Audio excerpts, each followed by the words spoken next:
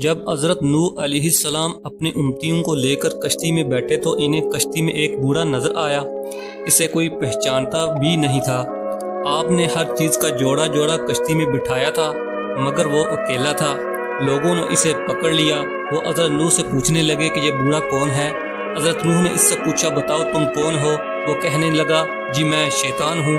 آپ نے سن کر فرمایا، تو اتنا چلاک بدماش ہے کہ کشتی میں آ گیا۔ کہنے لگا، جی مجھ سے غلطی ہو گئی ہے، اب آپ مجھے معاف فرما دیں۔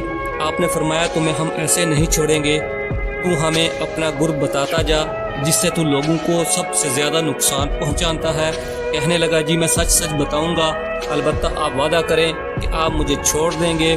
آپ علیہ السلام نے فرمایا، ٹھیک ہے ہم تمہیں چھوڑ دیں گے۔ وہ کہنے لگا، میں دو باتوں سے انسان کو زیادہ نقصان پہنچاتا ہوں، نمبر 1 حسد، نمبر 2 حرص۔ وہ پھر کہنے لگا، حسد ایک ایسی چیز ہے کہ میں خود اس کی وجہ سے برباد ہوا، اور حرص وہ چیز ہے جس کی وجہ سے حضرت آدم علیہ السلام کو جنت سے زمین پر اتار دیا گیا۔ اسی لیے میں انہی دو چیزوں کی وجہ سے انسانوں کو سب سے زیادہ نقصان پہنچاتا ہوں۔ وقتاً یہ دونوں ایسی خطرناک بیماریاں ہیں جو تمام بیماریوں کی بنیاد بنتی ہیں۔ آج کے سب لڑائی جھگڑے یا تو حسد کی وجہ سے ہیں یا حرص کی وجہ سے۔